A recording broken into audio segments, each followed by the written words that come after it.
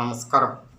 ഈ പ്രാവശ്യത്തെ പൊതു തെരഞ്ഞെടുപ്പിൽ വമ്പൻ അട്ടിമറികൾക്കുള്ള സാധ്യതകളാണ് പൊതുവെ ഞങ്ങൾക്ക് വിലയിരുത്താനായിട്ട് സാധിക്കുന്നത്. ഞങ്ങൾ ഈ കഴിഞ്ഞിടെ കേരളത്തിലെ ഏകദേശം വടക്ക് കിഴക്കൻ തെക്ക് പടിഞ്ഞാറ് എല്ലാ മേഖലയും ശരിക്കും സഞ്ചരിച്ചു. അതിൽ നിന്നും മനസ്സിലായിട്ടുള്ള ഒരു ഗ്രൗണ്ട് റിയാലിറ്റി വെച്ചുകൊണ്ട് പറയുകയാണ്, വമ്പൻ അട്ടിമറികളാണ് ഈ പ്രാവശ്യത്തെ തെരഞ്ഞെടുപ്പിൽ നടക്കാൻ പോകുന്നത്. വമ്പൻ അട്ടിമറികൾ എന്ന് ഉദ്ദേശിച്ചത് വമ്പന്മാർ പലരും കടപുഴകി വീഴും. അതാണ് ഒറ്റ വാക്കിൽ പറഞ്ഞു കഴിഞ്ഞാൽ. വമ്പന്മാരെന്ന് പറഞ്ഞു കഴിഞ്ഞാൽ നമ്മളെപ്പോഴും നമ്മുടെ വീഡിയോയിൽ അധികം സസ്പെൻസ് വെക്കാറില്ല.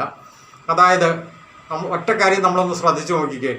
എന്തുകൊണ്ടാണ് മുഖ്യമന്ത്രി ശ്രീ പിണറായി വിജയൻ ധർമ്മടത്തേക്ക് വീണ്ടും ഇലക്ഷൻ പ്രചരണാർത്ഥം പോയിരിക്കുന്നത്? സ്വന്തം മണ്ഡലത്തിൽ ആദ്യമേ ഒന്ന് മുഖം കാണിച്ചിട്ട് സാധാരണ പോകാത്ത മുഖ്യമന്ത്രി ഇപ്രാവശ്യം ധർമ്മടത്തേക്ക് ശക്തമായിട്ട് പ്രചരണം നടത്താനായിട്ട് വീണ്ടും പോയിരിക്കുകയാണ്. എന്താണ് അതിൻ്റെ കാരണം എന്ന് ചോദിച്ചു കഴിഞ്ഞാൽ അവിടുത്തെ ഗ്രൗണ്ട് റിയാലിറ്റി അദ്ദേഹം ഒരു പരിധി വരെ മനസ്സിലാക്കിയിട്ടുണ്ട്.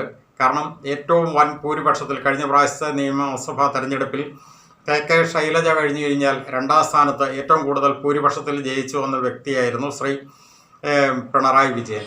പക്ഷേ ഈ പ്രാവശ്യം അവിടെ ഒരു അട്ടിമറിയാണ് മണക്കുന്നത് ശരിക്കും പറഞ്ഞു കഴിഞ്ഞാൽ. അതോടൊപ്പം തന്നെ രണ്ടാമത് ഒട്ടുമിക്ക മന്ത്രിമാർ തോൽക്കുന്ന ഒരവസ്ഥയിലേക്ക് തന്നെയാണ്. അതിനകത്ത് പിന്നെ പ്രത്യേകിച്ച് പേരെടുത്ത് പറയുന്നില്ല. ഒട്ടുമിക്ക മന്ത്രിമാരും ഈ പ്രാവശ്യം മത്സരിക്കുന്ന ഒട്ടുമിക്ക മന്ത്രിമാർ കടപുഴകി വീഴുക തന്നെയാണ്.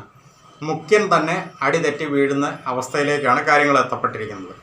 ഇനി മറ്റൊരു വ്യക്തിയാണ്, ആരും പ്രതീക്ഷിക്കാത്ത ഒരു വ്യക്തിയാണ്, പറവൂര് ശ്രീ വി ഡി സതീശൻ.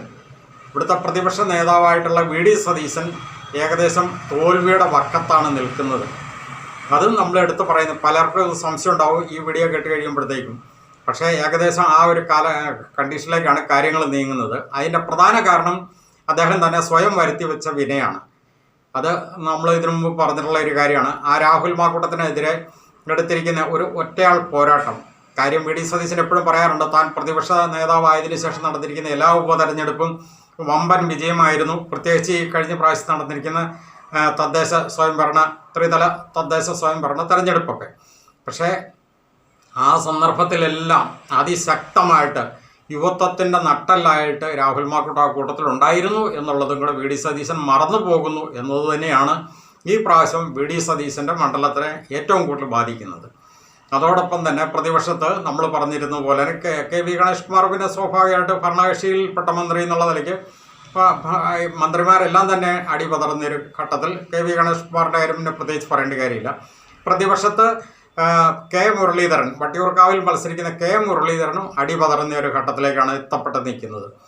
പിന്നെ ഏകദേശം തുല്യം പിടിച്ച് നിൽക്കുന്ന ഒരു വ്യക്തി, അതായത് തോൽക്കപ്പെടേണ്ട ഒരു വ്യക്തിയാണ് ശരിക്കും പറഞ്ഞാൽ രമേശ് ചെന്നിത്തല. എങ്കിലും അദ്ദേഹം ഏകദേശം തുല്യം പിടിച്ച് നിൽക്കുന്നു എന്ന് തന്നെ പറയാം.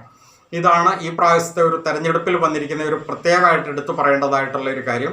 അതായത് ഇപ്പോൾ ഭരിച്ചുകൊണ്ടിരിക്കുന്ന കക്ഷി ശരിക്കും പറഞ്ഞു കഴിഞ്ഞാൽ അമ്പാടെ പൊതുമണ്ഡലത്തിൽ നിന്നും തുടച്ചു നീക്കപ്പെടുകയാണ്. ഏകദേശം ആ ഒരു ഘട്ടത്തിലേക്കാണ് കാര്യങ്ങൾ വന്നിരിക്കുന്നത്. പക്ഷേ പ്രതീക്ഷിച്ചിരുന്ന പോലെ തന്നെ അല്ലെങ്കിൽ പ്രതീക്ഷയ്ക്കൊത്ത് ഉയരേണ്ടിയിരുന്ന പ്രതിപക്ഷ നേതാവ് അവിടെ പരാജയപ്പെടുന്ന ഒരു ഘട്ടത്തിലേക്കാണ് വരുന്നു എന്നുള്ളതും കൂടെ നമ്മൾ ഈ കൂട്ടത്തിൽ ചേർത്ത് വായിക്കേണ്ട ഒരു കാര്യം മാത്രമാണ്. അതുപോലെ ആ ഒരു വിഷയം മാത്രം പറയാനാണ് ഈ വീഡിയോ ആയിട്ട് വന്നിരിക്കുന്നത്. നന്ദി.